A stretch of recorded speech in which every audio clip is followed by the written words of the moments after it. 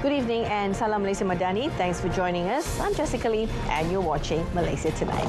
In our top stories this evening, 4 agencies to probe those responsible for losses due to corruption.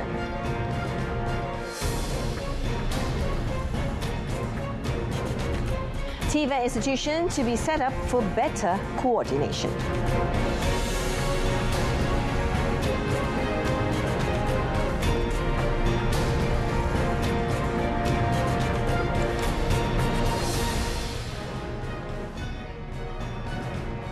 The 4 agencies have been instructed to investigate and take legal actions on those responsible for the losses incurred by the country due to corruption. Now, according to Prime Minister Datuk Seri Anwar Ibrahim, the agencies involved are Malaysia Anti-Corruption Commission, MACC, Inland Revenue Board, LHDN, Bank Negara Malaysia, BNM, and the Police Commercial Investigation Department, or CID.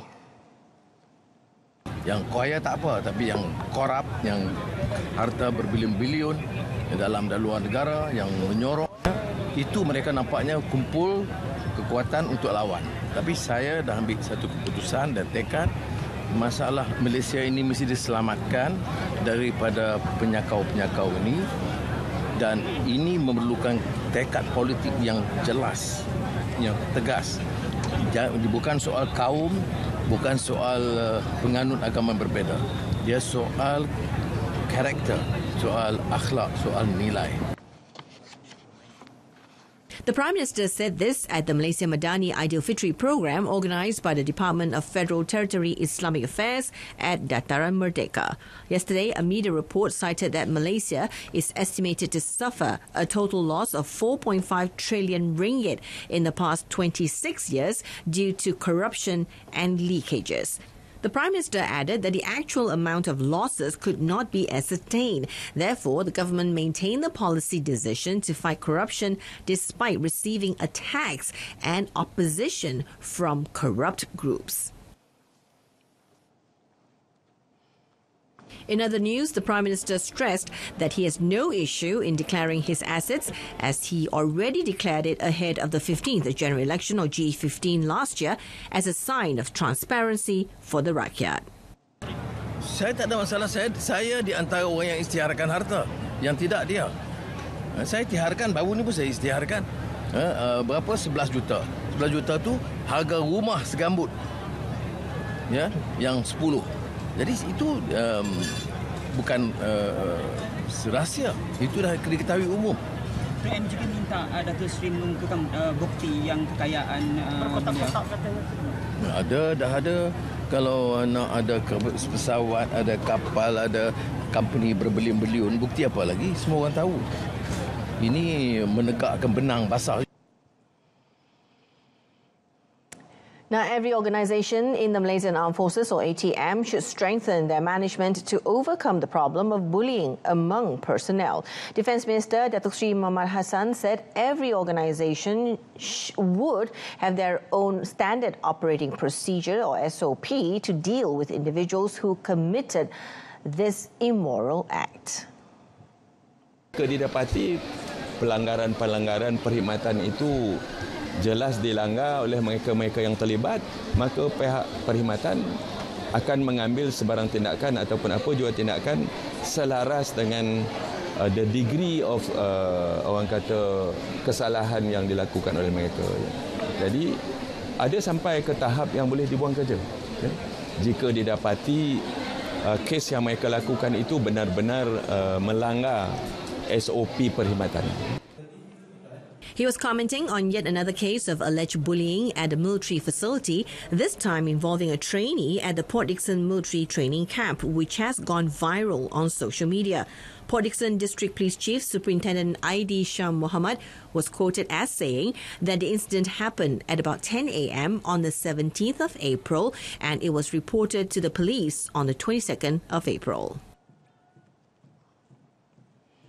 The Health Ministry has recorded 14 cases of heat stroke due to hot weather as of yesterday. Its Deputy Minister Lukanisman Awang Sauni said the number of heat stroke cases is expected to rise until August.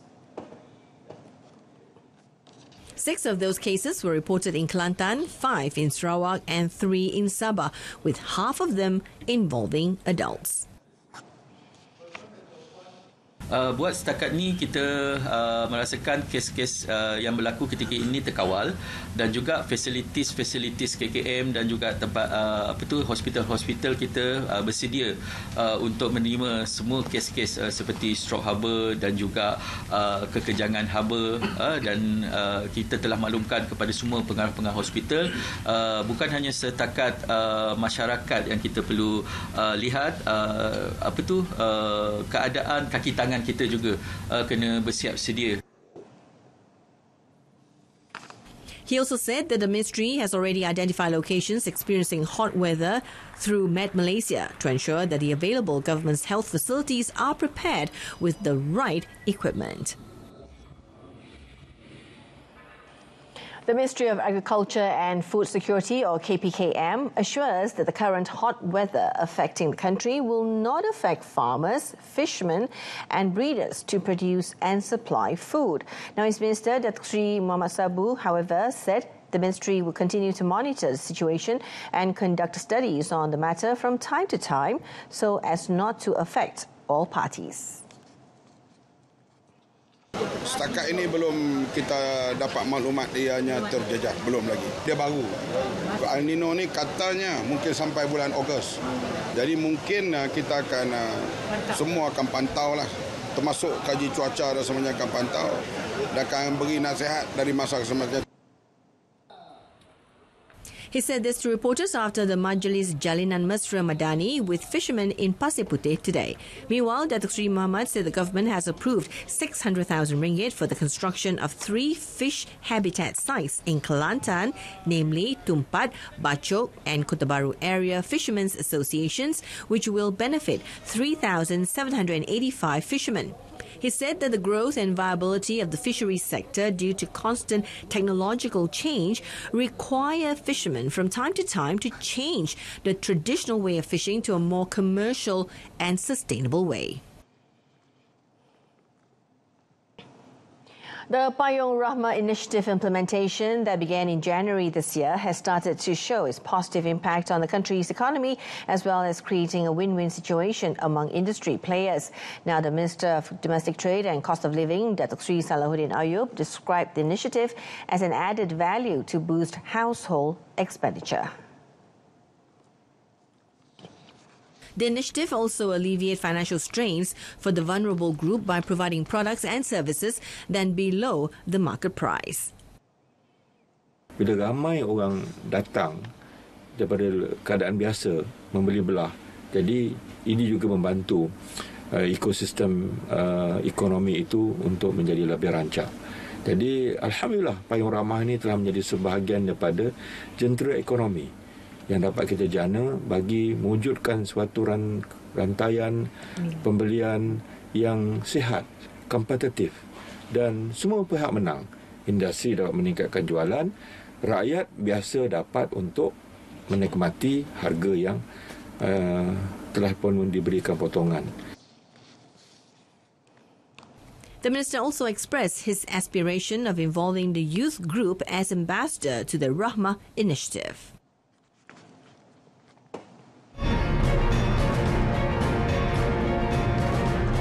Coming up, unity government allies to charge into PN strongholds in state elections.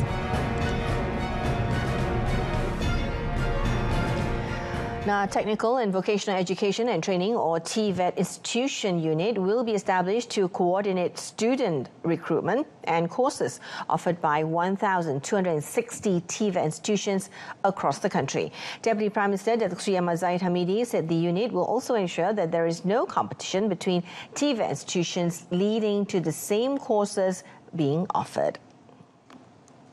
Di mana Kabinet telah memutuskan agar pihak industri menawarkan kursus-kursus yang sesuai dalam bidang pada syarikat atau sektor penghilangan dan sektor perkhidmatan yang akhirnya lepasan TVET ini tidak ada yang menganggur.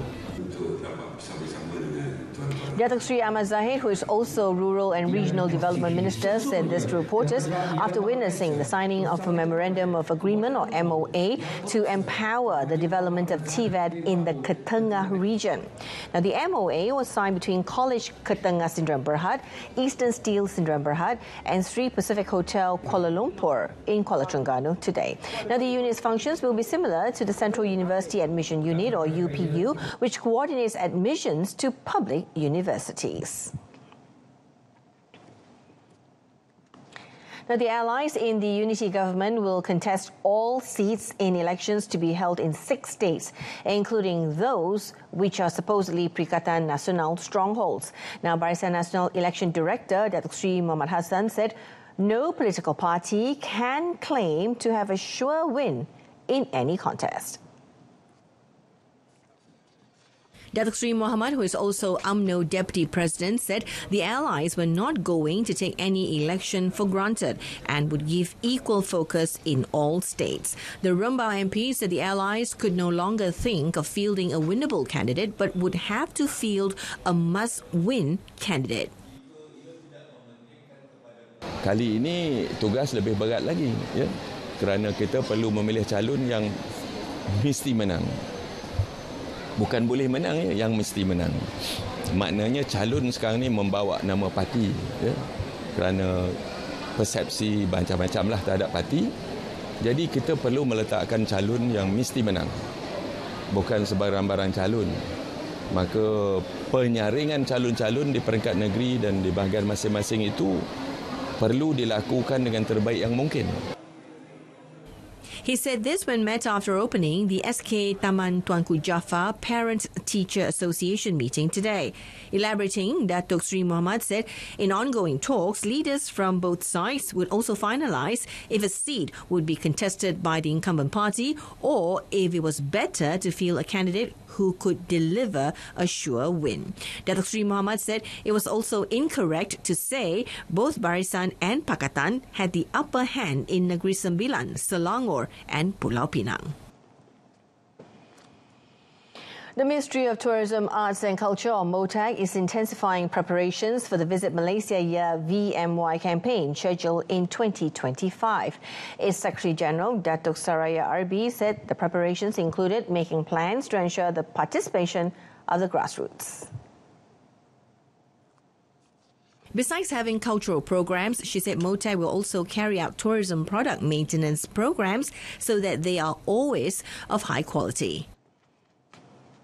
Sebenarnya kita ada program yang kita turun hingga ke akar umbi, dan di peringkat kami di kementerian ada perancangan-perancangan yang telah pun kita rancangkan, bukan saja di Batu Sapi tapi juga di seluruh negara di Malaysia ini, untuk kita bersedia bagi melaksanakan visit Malaysia ya, insyaAllah pada tahun 2025 nantilah.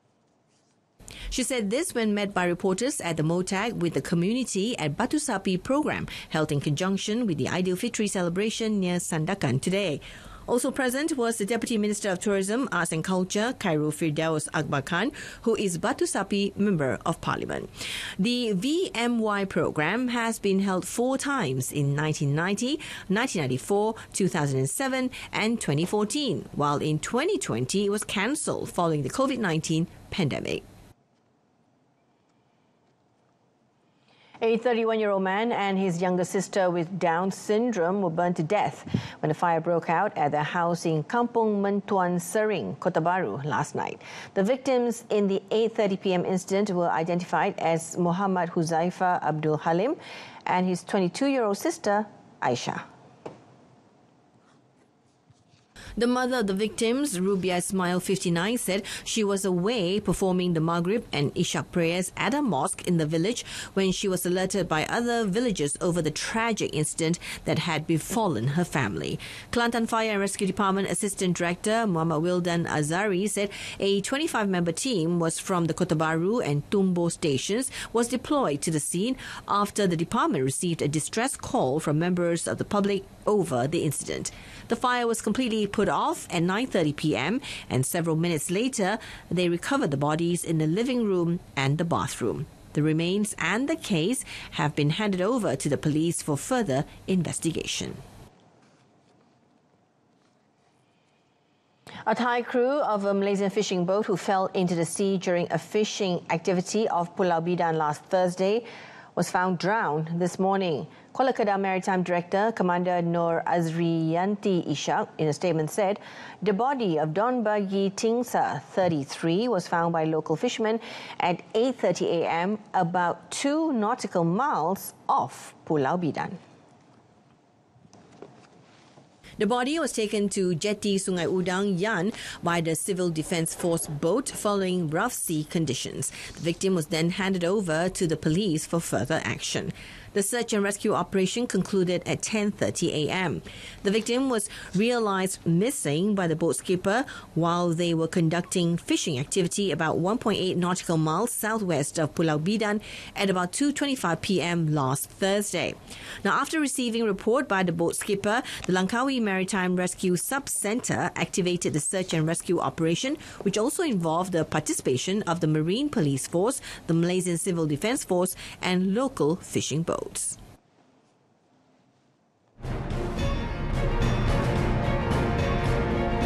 Coming up in our foreign segment, thousands evacuated as Cyclone Mocha nears Myanmar and Bangladesh.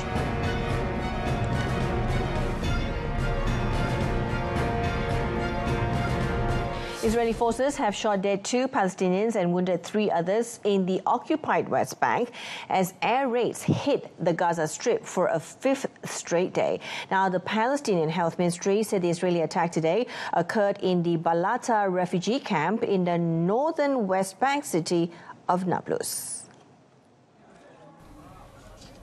Both men, identified as Adnan Wasim Yusuf Al-Araj, 19, and Saeed Jihad Shakir Masha, 32, were killed by gunshots to the head. One of the wounded was a woman in her 50s who was shot multiple times. The deadly raid on Nablus is the latest in a series of incursions in the occupied West Bank since the start of the year. In Gaza, meanwhile, Israel carried out airstrikes for a 5th day, while sirens sounded in southern Israel after rockets were launched from the besieged territory. Israeli strikes targeted several cities across the Strip, including 2 neighborhoods of Gaza City that were completely destroyed. Now, a few hours later, rockets were fired from Gaza, setting off sirens and sending Israelis in border communities running to bomb shelters. Now, from the back of open-top trucks and cars, candidates of Thailand's political parties drove through Bangkok today as a months-long campaign that could usher in a new government for the first time in nearly a decade drew to a close. Now, Prime Minister Prayut Chan-o-cha faces an uphill battle to retain power in Sunday's general election, with opposition parties, including Pheu Thai and Move Forward, surging in popularity, according to opinion polls. Thailand has about 52 million eligible voters, including 3.3 million aged 18 to 22 who can vote for the first time, with pro-military, royalist conservatives and the populist opposition vying for their endorsement. The poll suggests that their ballots could end nearly a decade of governments either led or backed by military and conservative forces. Pheu Thai, which is leading opinion polls, is backed by the billionaire Shinawat family, whose parties have won elections since 2001 on populist platforms. Its governments have been ousted through military coup or judicial rulings. Another opposition party, the youth-driven and progressive Move Forward, is seeing a late boost in popularity. Thousands of people in Myanmar and Bangladesh are getting ready to evacuate ahead of Cyclone Mocha, which is expected to bring winds as fast as 175 kilometers an hour when it makes landfall on Sunday. Now, the storm is currently in the Bay of Bengal and moving northwards. The storm is expected to cross the coast between Sidway in Myanmar's northwestern Rakhine state and Cox's Bazar in Bangladesh. Now, authorities have warned of the danger of flooding, landslides and a storm surge of between 2 and 2.7 meters. The United Nations Office for the Coordination of Humanitarian Affairs, or UNOCHA, said that this is the first cyclone to threaten Myanmar this monsoon season, and there are grave concerns about the impact, especially on already vulnerable and displaced communities. It noted that more than 230,000 people in Rakhine are living in camps for displaced people located in low-lying coastal areas susceptible to storm surge. About 6 million people in areas in the path of the storm, Rakhine and the 3 northwestern states of Chin, Magwe and Saigon were already in need of humanitarian assistance. Thousands of people have been forced to flee their homes in central Somalia after the River Shabelle burst its banks in Belouizdad. Now, heavy rain has led to flooding in the area, causing damage to towns and villages. And the UN's Humanitarian Response Agency warned of an increase in diseases such as cholera as local infrastructures are affected.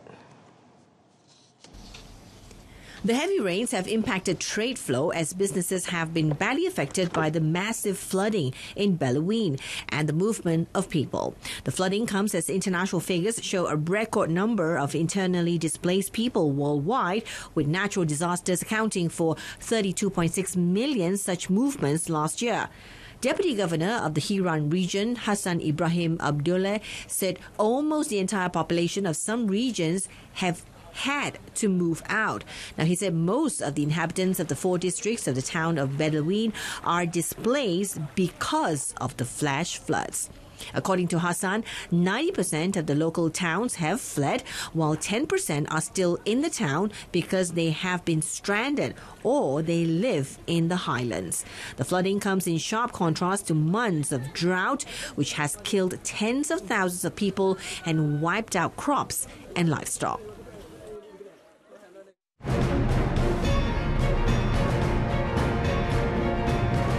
Coming up in sport, national contingent not pressing panic button with slow goal collection. Now, Malaysia still has a realistic chance of achieving the 40 gold medal target for the 2023 SEA Games in Phnom Penh, Cambodia. However, with 5 days to go before the Games close next Wednesday, it is a worrying situation for the national contingent, who are often ranked among the top 5 at the biennial games. Currently, Malaysia have only gone past the halfway mark of the target set by the Youth and Sports Ministry. Yesterday, the national taekwondo squad brought cheer to the Malaysian camp when they won 2 gold medals in the Pumse events at the Troy Changvar Convention Centre.